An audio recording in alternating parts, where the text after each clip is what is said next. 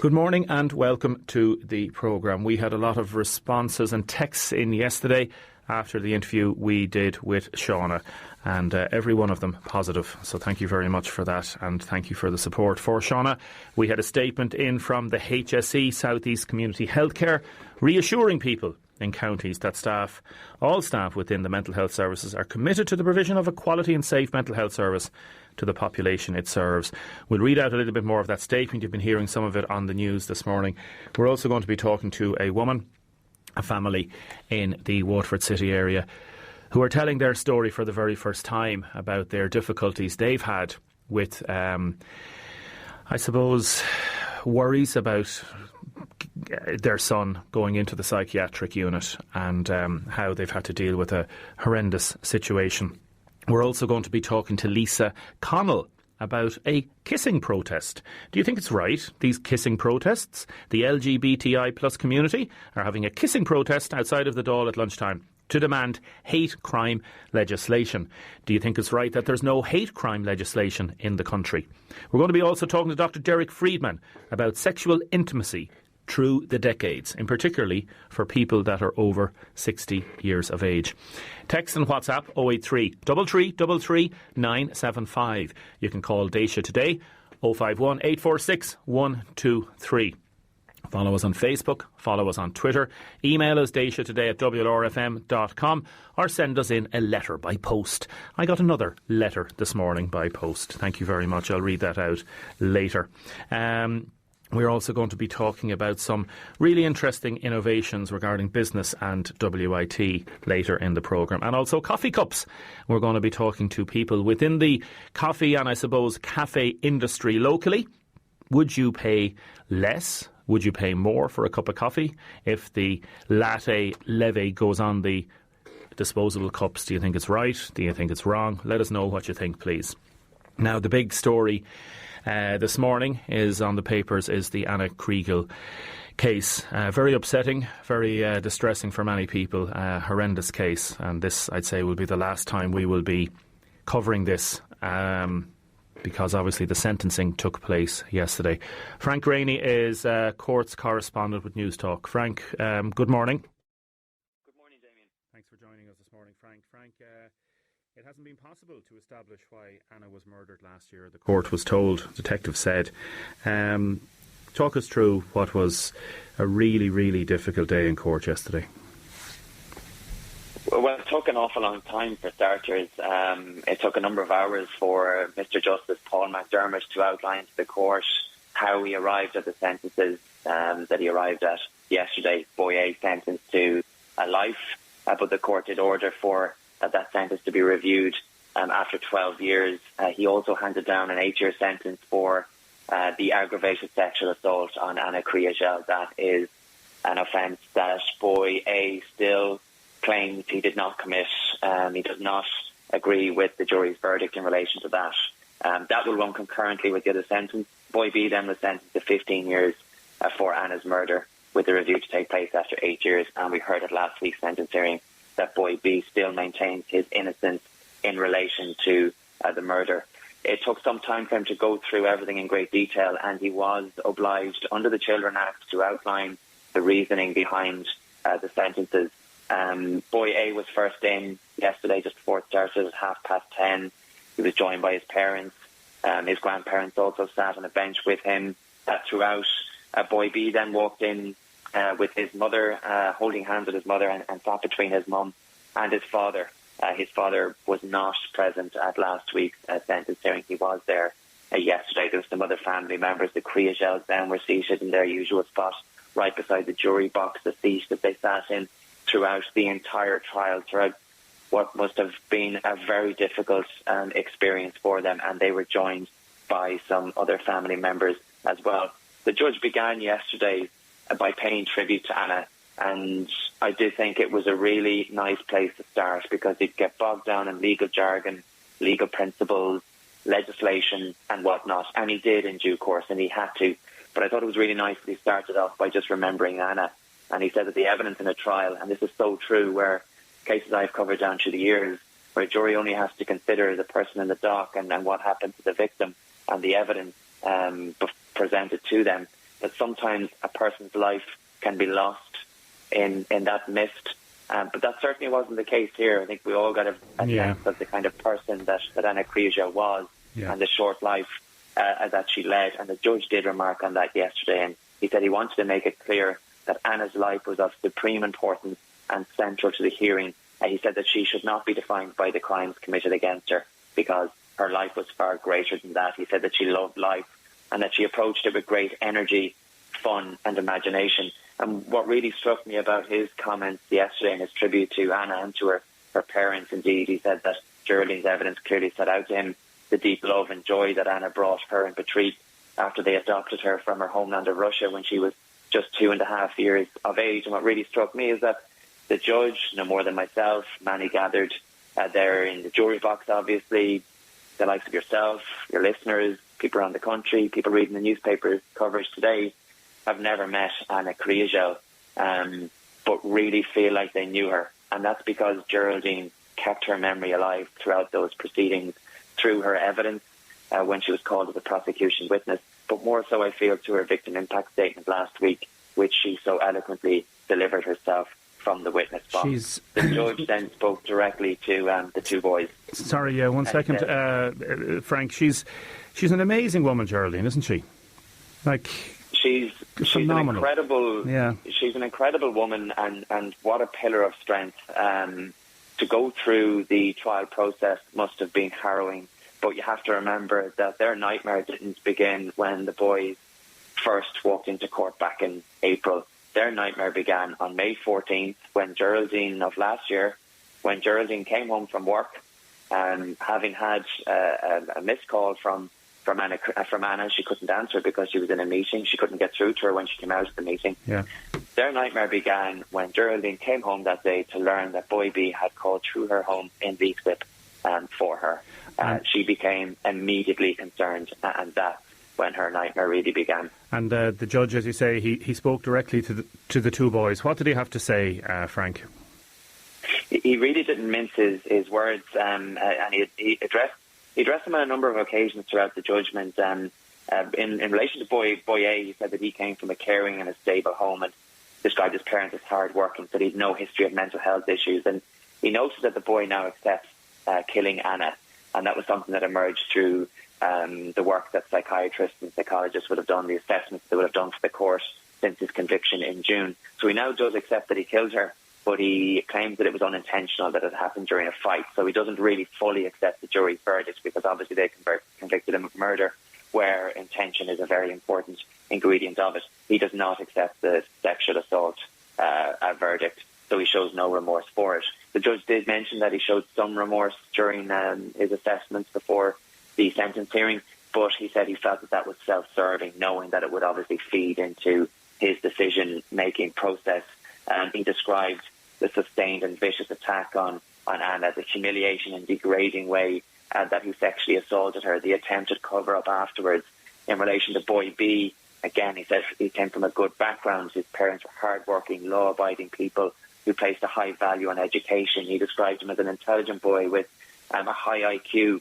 And he said he had to take into account the fact that the boy doesn't accept the jury's verdict, because by not accepting the jury's verdict, he's not accepting his wrongdoing, and he can't show remorse for something that he claims he did not do. If he did, obviously that's something that the judge would be able to take into account.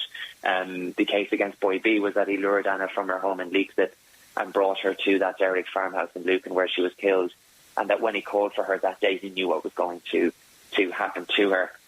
He described the course of deceit that he took afterwards, the lies that he told to Gardaí, the clever and brazen way in which he constructed his cover-up story. But he said that it was naive of him to think that he wouldn't be exposed.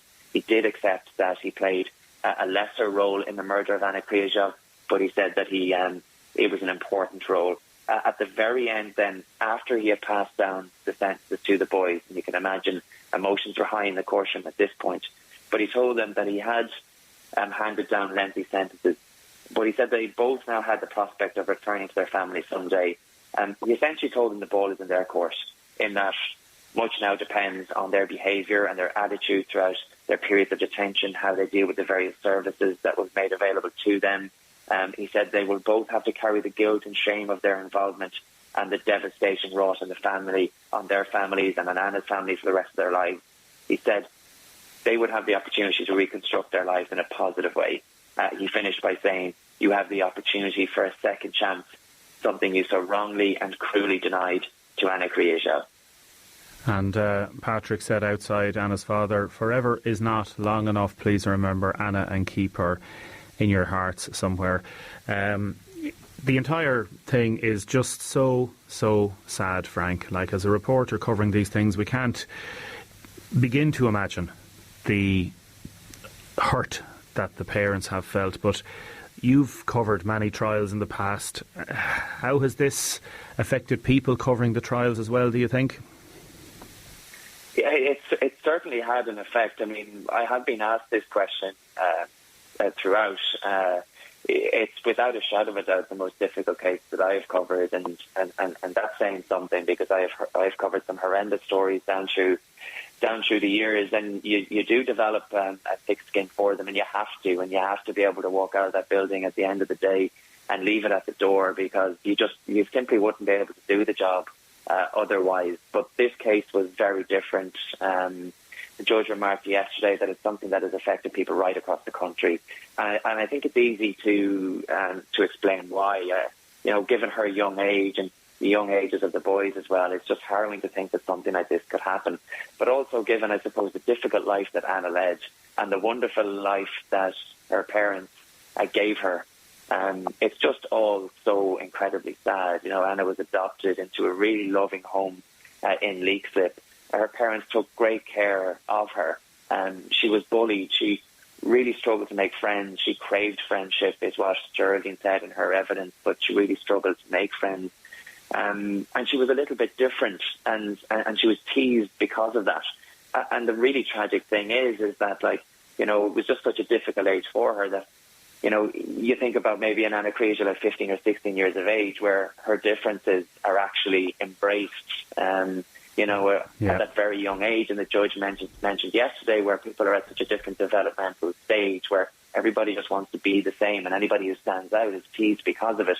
Anna embraced her differences. Anna was interested in lots of things, and she just loved life, and that was really telling throughout the evidence of Geraldine and Patrick Kriegel, and particularly Geraldine in her victim impact statement last week. And it was hard not to, feel something hearing those words. And yesterday, again, outside court, you mentioned Patrice, that lovely line, please remember Anne and keep her in your heart somewhere. Yeah.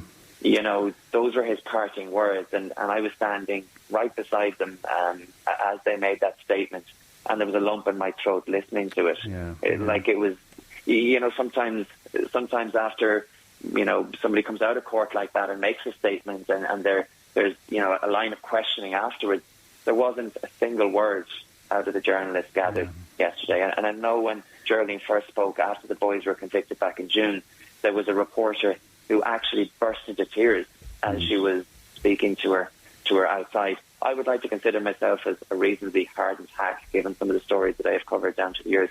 But I was affected by this. But that doesn't matter. It doesn't matter. That's my job. Yeah. What really matters is the people that have been caught in the crossfire here, the innocent people, the people who did no wrong. The Kriegels are on my mind today. They have been for some time, but particularly today. And also the boys' parents and their families. The judge mentioned yesterday that they're hard-working, law-abiding people. All of these people have been handed sentences too. Anna's life was taken in such drastic circumstances by what can only be described as the evil act of these boys. Yes. And the blowout and the people that have been affected by it is just so wide. It is. Frank Rainey. Frank, thank you so much. Thanks, Damien. Thank you, Frank. Frank Rainey there, courts correspondent with News Talk, and hard to know what to say. Now, our text and WhatsApp number 083 333 975. You can call Audrey on 051 846 123. We did our story with Shauna yesterday, Shauna Aylward, a very brave young woman, talking about her experiences in the psych unit at University Hospital Waterford. Also, if you've read the papers this week, the local papers, News and Star, big story about security guards and their, I suppose, position within the psych unit. The statement came out from the HSE yesterday evening. In cases where there are more than 44 people in the unit, we seek to provide, make them as comfortable as possible, including offering patients chairs and blankets. Trolleys are not permitted to be used in the psychiatric unit. And the statement goes on. It's quite lengthy, so it's on our website. On foot of the talk with Shauna yesterday, a number of people contacted us with, I suppose, their stories. And the added complications of if your child or son or daughter or relation suffers from mental health issues, but also may have special needs. Geraldine Kenny lives in Avondale in the city here in Waterford, and she's going to tell us her story for the very first time. Geraldine, good morning. Good morning, Damien. Geraldine, you're living in Avondale, are you? We are. We're living here for over 30 years, yes. And you've had reason to, I suppose, visit and to be aware of the psychiatric services in Waterford over the years. Is that right? No, I've never had any problem. I've never had to visit psychiatric services at all. Very good. David will be 40 the 28th of December. This is your son, David, yeah? Yeah. David has Down syndrome. 3 years ago, he got testicle cancer. He had a testicle removed, and he didn't have to have any treatment. They were monitoring the tumour levels in his bloods. Okay. And I have to say the staff out there were absolutely brilliant to him. Also, his consultant, Ivor Cullen, he was absolutely amazing, and he still is. And then, after that, David recovered really well. After that, David got epilepsy. So David has epilepsy as well. And Mr. O'Connor, who was the neurologist in Arkeen, was excellent. And then, about 6 months ago, David changed in a way that very small things, hiding things, that went on for a good couple of months, but everything else was fine. Just thought it was a phase he was going through. And then the end of last August, David stopped eating. He wouldn't eat anything that he had to chew. He couldn't swallow, so he was living on yogurts and Actimels. Wasn't eating his lunch. Now he was still attending his service with the Brothers of Charity in Tramore, the meeting place, and they were having difficulty with him. He was being nasty to the clients, and then it came to a head. I have to explain, I had David when I was 23. Okay. I have two other children, a 45-year-old and a 43-year-old, a boy and a girl. They're married with kids, so we're living here with David on our own, and we have great help with the Brothers of Charity and his service. They're like a second family. Okay. But about 6 weeks ago, or 8 weeks ago, David started pacing at night and wouldn't go to bed, and he started to get violent. In violent, I mean he started to tell us that he hated us. David has great awareness of what's going on around him and everything else, and we didn't know what was going on. So that went on for about 2 weeks, and then one Saturday morning, David was very agitated. Now, I have to explain to you that when he started getting violent, our own GP and in conjunction with his psychiatrist put him on a drug to calm him down. And instead of calming him down, it sent him rocketing to the moon. Yeah, that's what happens sometimes with drugs, that they have a reaction, don't they? Sometimes, yeah. Rarely, but yeah. He got worse, effectively, did he? Yeah, he got worse. So he got so bad that my husband said to me, ring the guards. So we rang the guards, and the guards came out. They were lovely. David wasn't calming down. So I said, where can we go with them? And he said, well, we can bring him to Arkeen, he said, but he'll end up in a psych ward. And we said, no, we don't want that. So he kept being violent. So they took him away in a paddy wagon and put him into a custody cell in the barracks for 5 hours. He was absolutely They took him away in a Garda van. Yeah. And when you saw this happening, what did you think? I was in bits. My whole world and my husband's world turned upside down. So my husband followed him and just stayed in the barracks with him. Guards were very, very nice. And then they wanted us to commit him. And we said no. So we brought him home.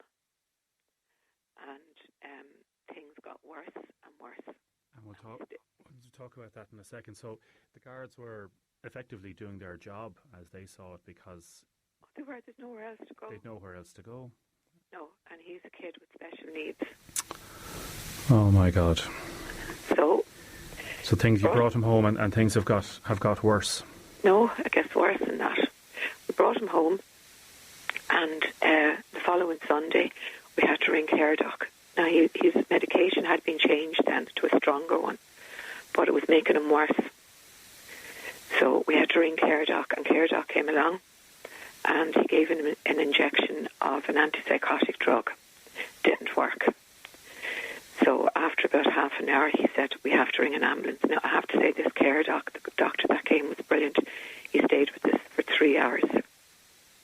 So in the end, the ambulance had to come, and the ambulance men had to ring the guards for security with David. Now, it wasn't like he was breaking up the place, or it wasn't like he was hitting anybody, but he was lashing out trying to hit someone. So the doctor made the guards stay outside because he didn't want him being scared. So after 3 hours, they eventually gave him so much medication that he was sedated, and they took him to A&E in Arkeen in an ambulance. So he was 2 days in Arkeen in A&E in a cubicle, and drugged with more drugs.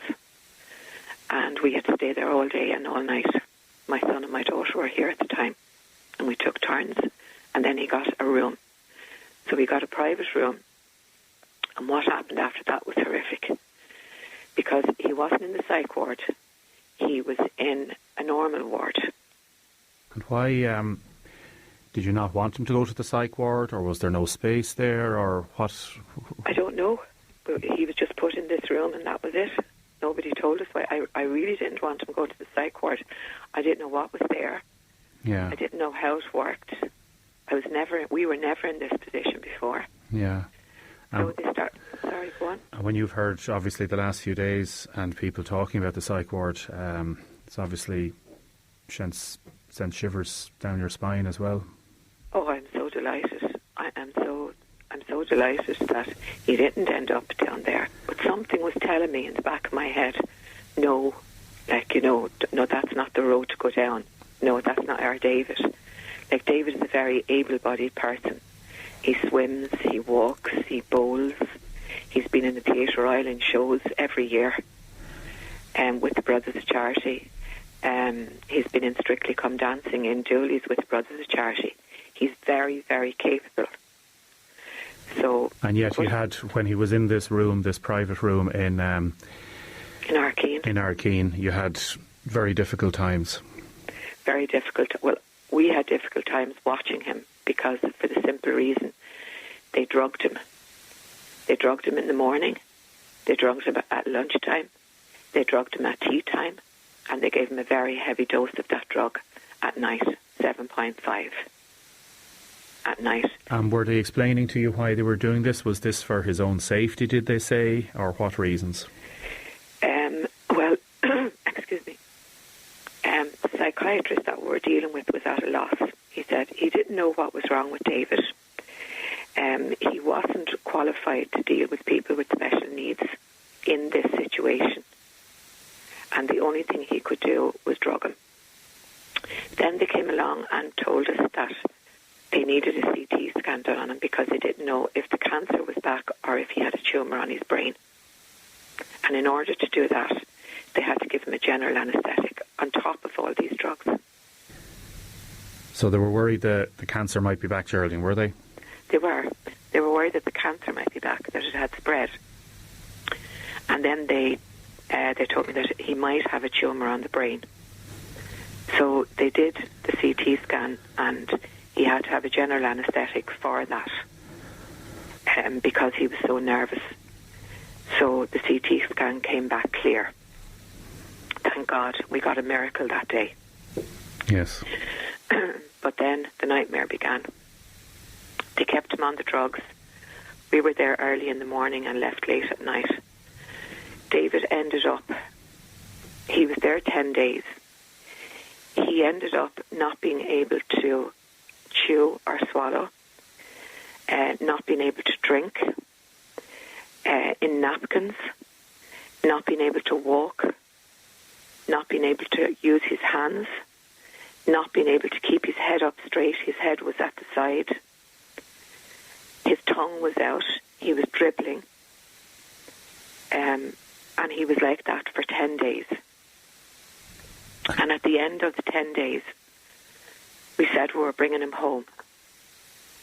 Because if we hadn't brought him home, Damien, he would have died.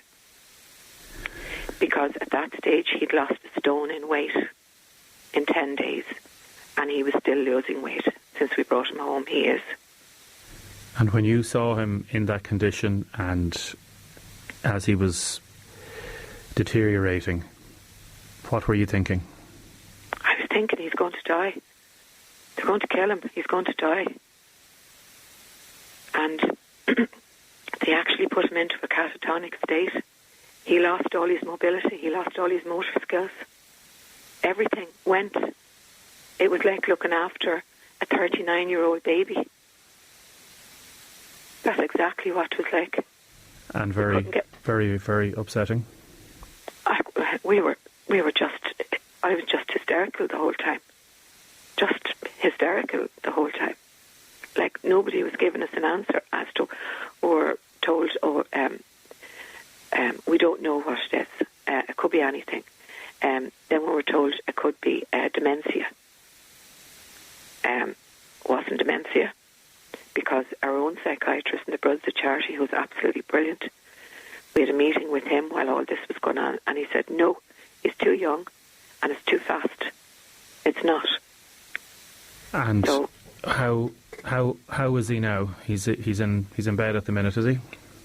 No, he's just after getting up. So what happened then was we said we told him we're bringing him home to get the paperwork ready, and we were told, well, you can bring him home in that catatonic state, or we'll take him off the meds and we'll see what happens.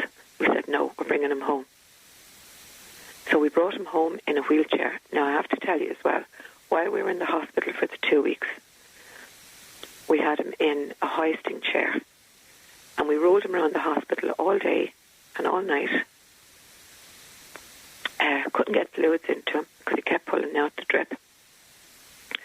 We were trying to give him sips and sips of water. So anyway, we brought him home, and we brought him home in a wheelchair with his head down, no speech, not being able to eat, not being able to drink, in napkins.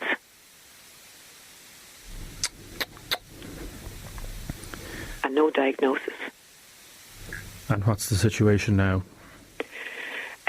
Well, Ray and I and our friends and our very good neighbours got great support, but we got great support from the Brothers of Charity because they kicked in straight away.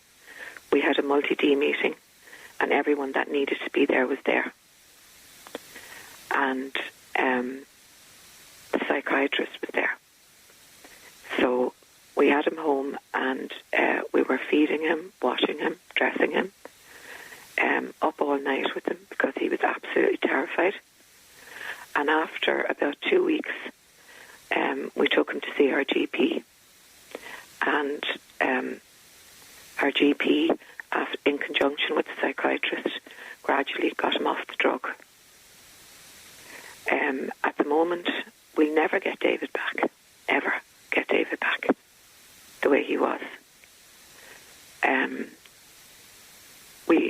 We got him out. We ended up on the prom every day and every night. Rolling him up down the prom.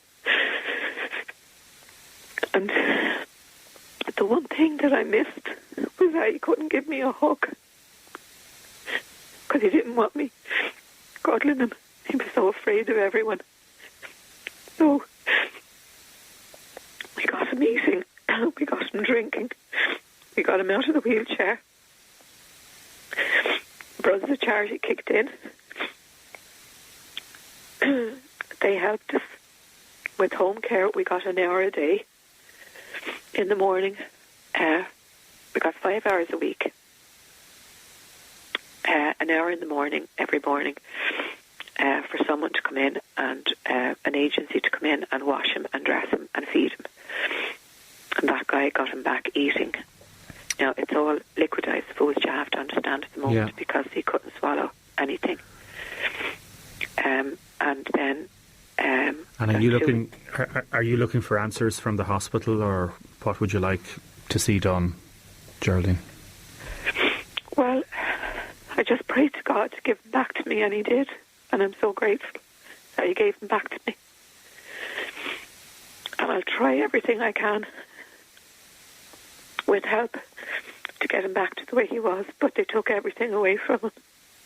The drugs they put him on left him like a zombie. Not even a zombie.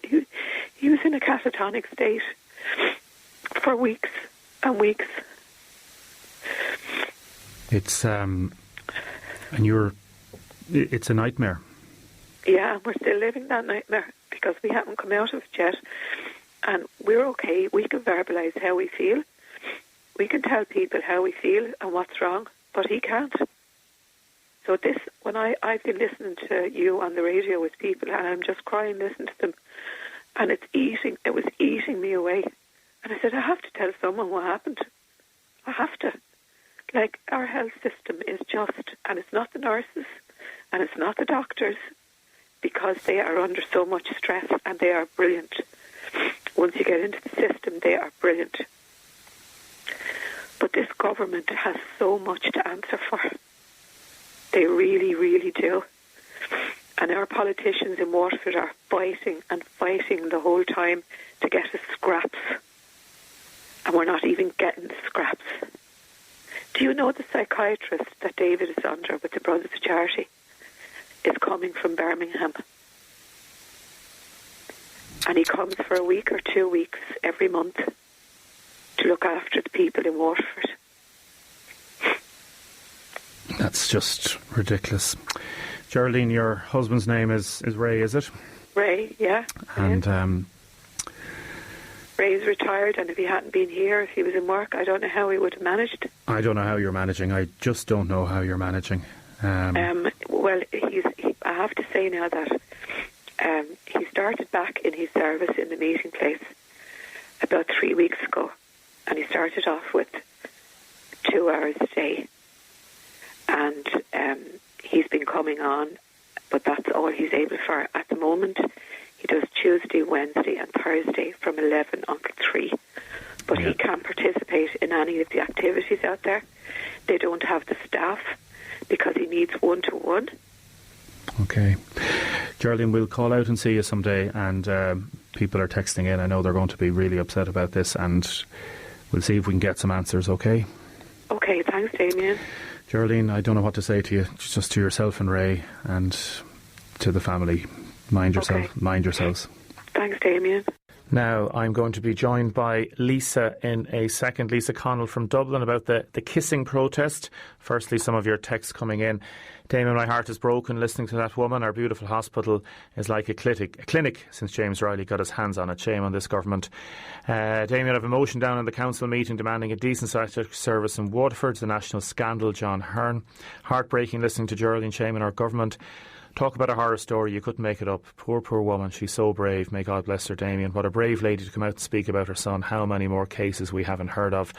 And has an in-depth review ever been done of the amount of nursing staff they're in admin roles in UHW.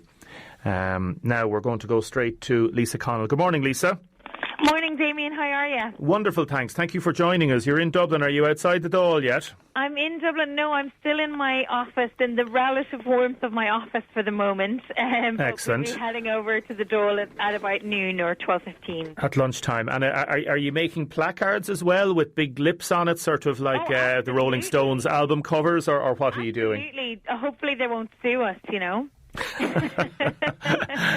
And do you have to be qualified in kissing to take part in this protest? Is there a limit, or did you practice? Experience is preferred, yeah, definitely.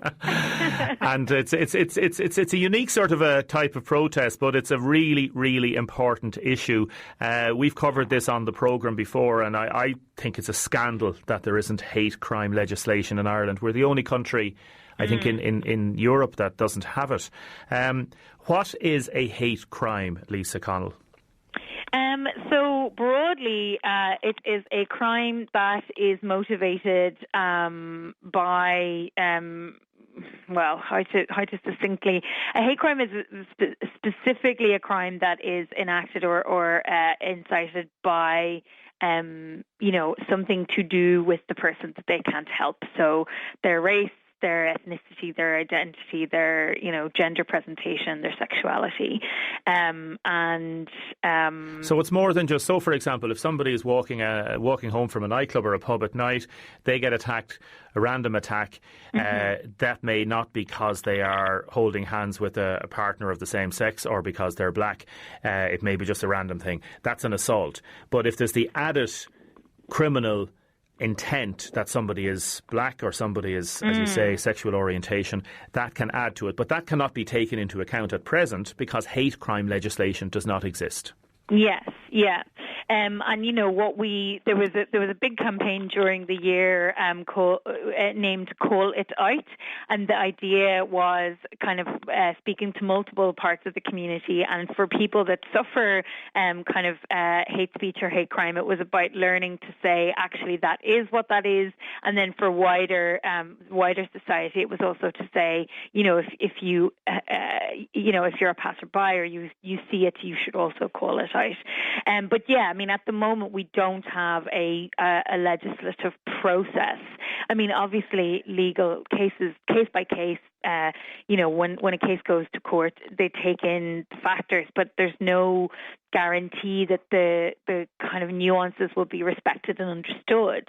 And what we've seen historically, and unfortunately very recently, is that these types of attacks are still happening, and they do, it isn't random, unfortunately. It is connected to people's identity, their expression. Yeah, and in some cases it may well increase. And if we look at the alt-right message that's going out there and perforating society, it may well increase in the coming years. Like the government, they've been dragging their feet on this. Like Minister is talking about this and saying, but it could be another 2 or 3 years before it's enacted. Yeah, so Minister Flanagan, recently the Department of Justice have rolled out, they've started what they're calling the consultation phase of a process, which is, at the moment, they're asking for minority groups to tell them about hate speech and hate crime in order that they may respond kind of optimally.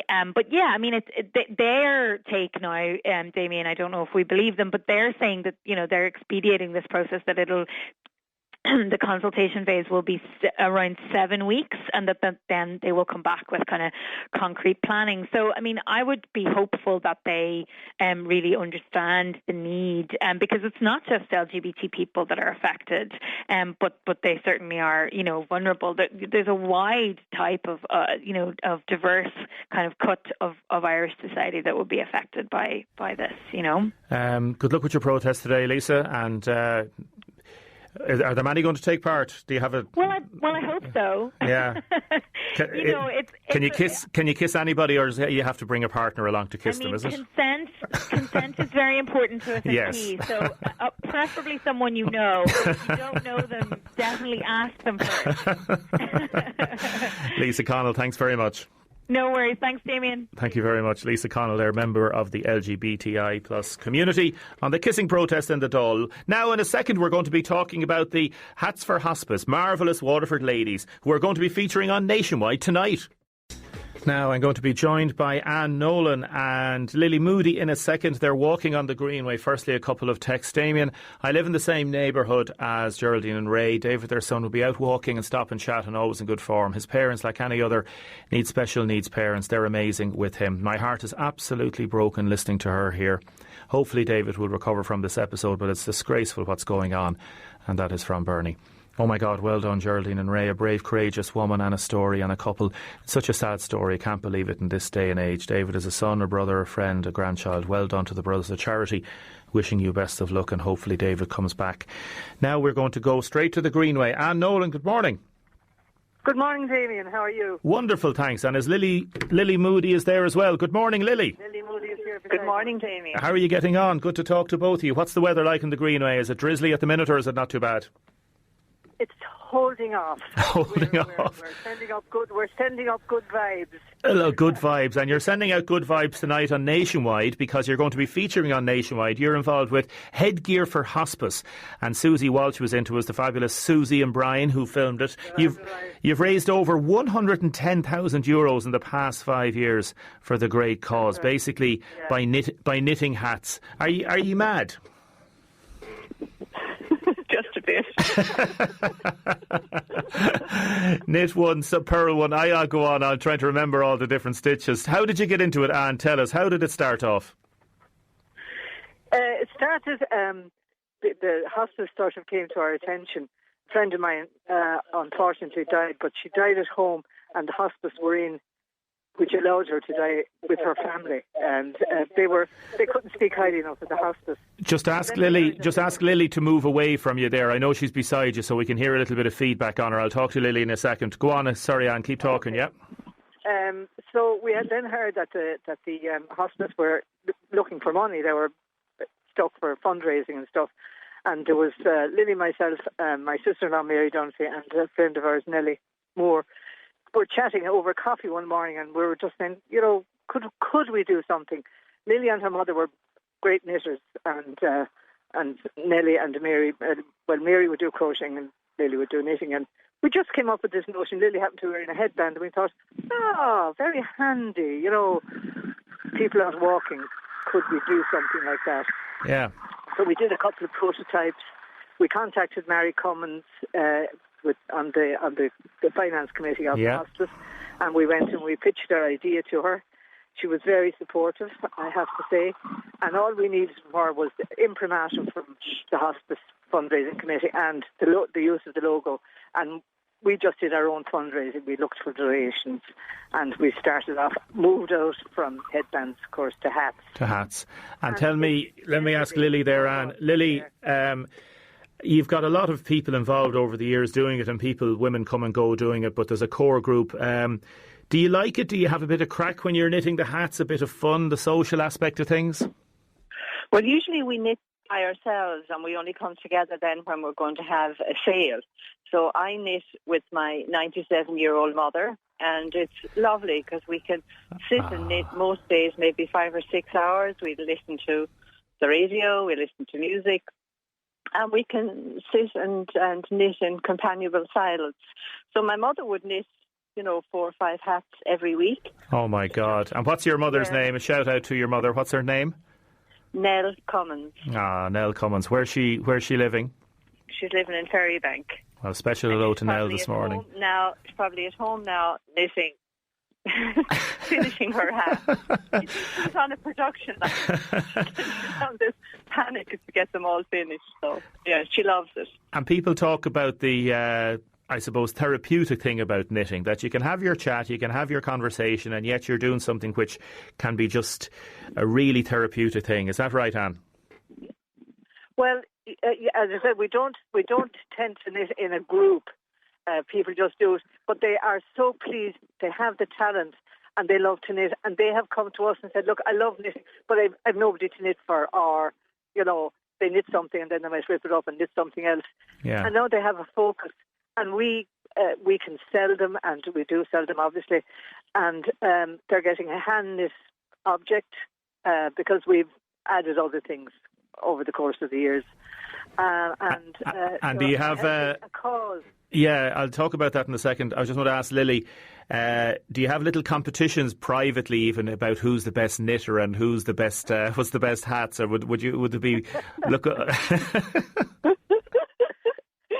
Well, I do quality control, and you say, and you have the perfect head. if it fits me. There wouldn't be any jealousy coming in. Oh, look at that! Look what she did there! Look at extra design, huh? No, and they're all lovely. Anyone that comes up with a new stitch or a new pattern, we all share it, and then whatever works. When we were out on the stalls, people say, "Oh, I love a pom-pom hat." They were all in last year, so someone then will take on that. So no, it's great fun. Great fun, and you can't beat an old pom-pom hat. I agree with you. Listen, Anne and Lily, we'll let you continue your walk. Continued success. It's marvellous. Mary Cummins has just phoned in to wish the girls the very best. Delighted that you're getting recognition. It's on Nationwide tonight at 7 o'clock, and well done to Brian and Susie Walsh for promoting it. And continued success to both of you, and for all the marvellous work that you do with the Hospice. Thanks, Damien. We'll keep going, Damien. Thank you very much. Thank you, ladies. Bye. Thank you. Mind yourselves. And Anne Nolan and Lily Moody there, and everybody involved in the hats, the headgear for Hospice. Congratulations and well done.